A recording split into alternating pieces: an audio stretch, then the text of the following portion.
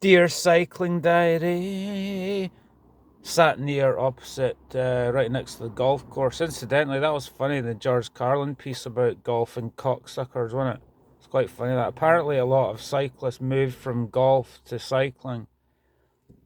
They probably woke up one morning going, "What the fuck am I doing?" To quote George Carlin, what do these people need with all that land? Hitting a ball with a crooked stick, and then walking after it, and then hitting it again.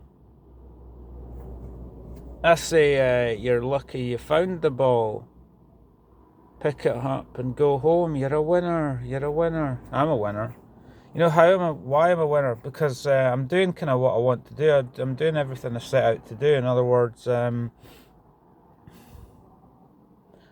wanted to vlog, I wanted to talk, I wanted to be free enough to make these videos and talk about the sort of stuff that I want to. So it might not be very well produced, it might be just me POV sitting in a car, but to me this is just as interesting as a lot of stuff. When I worked in the kitchen, right, sometimes when I was interacting with chefs, right, I would drift off and watch the tap dripping and I would go, this dripping tap is more interesting than anything you've got to say. And that kind of sums up the way I'm feeling. I haven't felt this free since you know what I mean? Freedom, the spiritual journey, whatever. Well, all those gurus talk about the spiritual journey. It's not some fucking abstract concept. It's something that I've lived for the past don't know how long, and I'm kind of increasingly waking up to the fact that I'm living my life the way I want to. Maybe not completely, but in some senses I'm. Cycling Diary, I talk bollocks, and this is an interesting, just a wee juxtaposition, a digression, right? With the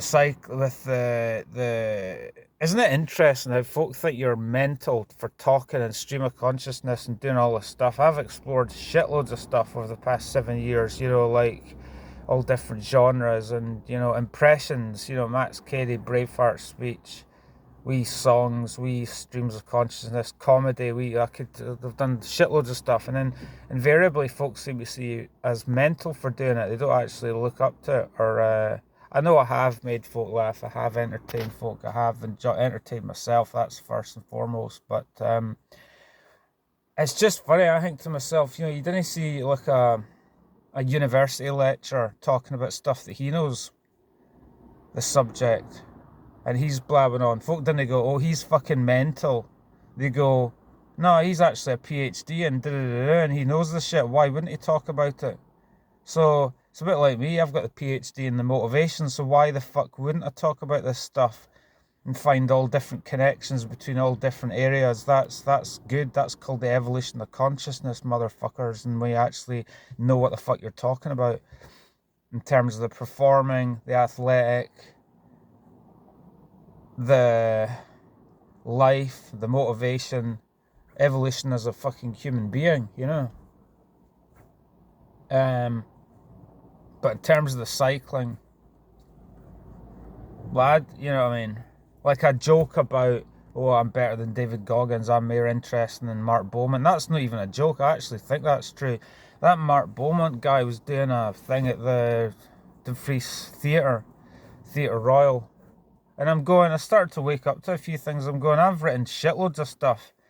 Interesting, intelligent, funny, creative stuff. I've gone deep with that stuff. I could easily come up with an hour and a half entertaining, the entertaining bon vivant that I am, raconteur, whatever. Not that I define myself as that. What do I define myself as? Various things: adventurer, performer, athlete, musician, magician, producer, producing content, creator, critic, anything. Lots of different things, all rolled into one. But in terms of the cycling, I am. What you're basically witnessing is somebody 2 days after beasting it on the bike, and as old as I am, this is what makes it even more pressing. Because this is the year where fuck the year. Every day I'm doing the right things. You can only be disciplined and do all the right things, as Mike Tyson and all the other folks said. Right, I'm actually hill climb season in September. I've got a wee eye on that. Some of the gravel raiders, 3-day gravel if I can afford to do that, and the National Gravel Championships. I might want to do that. It's all money, though, isn't it? But and the Hill Climb Championships in September. If last year I wanted to enter the Hill Climb Championships, but I didn't have any good enough results. So this year, if I get the odd hill climb where I do quite well and get a result, maybe a top 10, maybe a top podium or something at one of these things, that might gain me an entry into the National Hill Climb Championships. That was a bit of a dream to be able to do that. But the thing is, I look back and I go, look at my credentials. As long as I like get up to speed and sort myself out and get fit and get right in the zone there, ready to do this stuff, I didn't see why I couldn't do that, because I didn't look. You wonder, a lot of these people, right? They're training in their own way, but they haven't ridden around the Bolin Badass Sportive route 4 times, have they? It was billed as the toughest Sportive ever.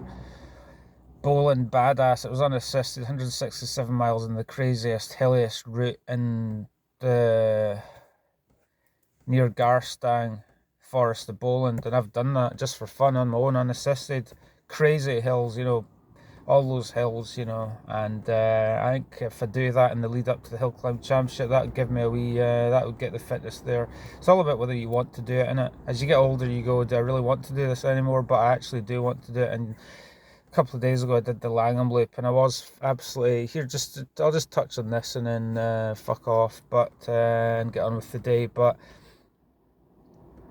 at the age of fucking 45, I'm feeling fitter than ever. Not just feeling it, I'm actually fitter than ever. I did the Langham Loop. This is what was quite cool. I was averaging like 21 mile an hour, and it's a tough wee route, and I stopped on my halfway route.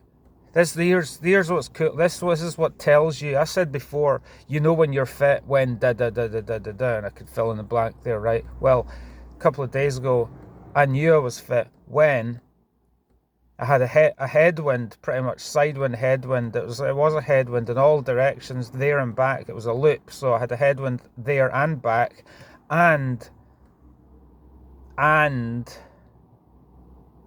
moved the saddle back. Not a wise move. The saddle position, moved it back the night before, so I was a centimetre odd, more than a centimetre back from where I was, so I cramped up really badly. So these are the negative factors, right? And still managed to nearly average 20 in those bad conditions. If I had a power meter, it would have shown that the power was off the scale, really, so I know I'm fit. And with the weather and everything, it doesn't always translate into speed, but the point is, it's only a matter of time before I hit 21 mile an hour on that route, which is a tough wee hilly route, so that'd be quite good. The goal is to get top of the climbs. It's going to happen.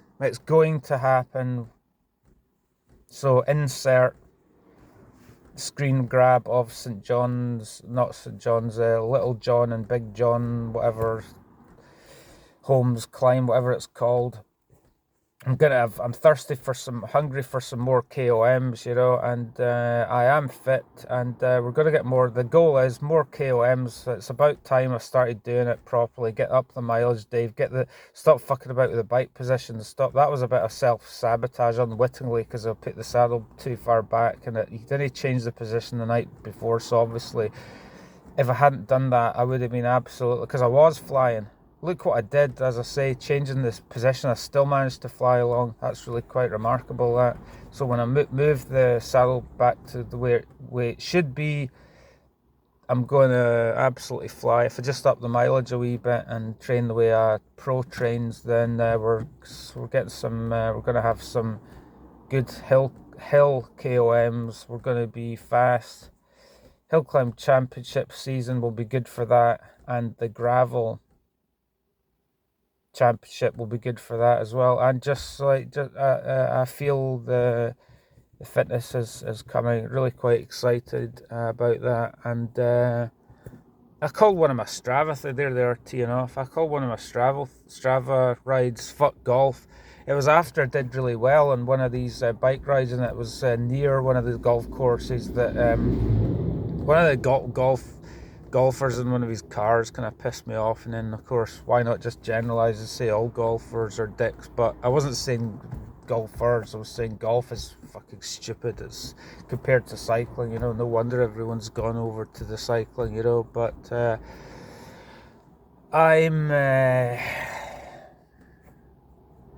I'm fit. I'm really quite fit. I'm quite excited, you know. So the results are going to come.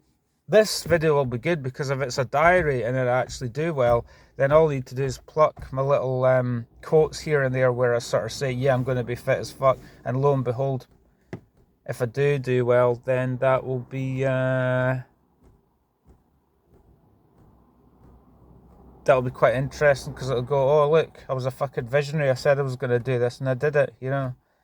Mayor Hill climb KOMs fast on the road. I'm not ever going to do road cycling, road racing or anything like that, but it doesn't matter. It's the Strava hills are big enough kudos attached to those, so you don't need anything else. And just fuck too much emphasis on goals. I'm just going to be enjoying every day anyway, and that's part of the secret. And there you go.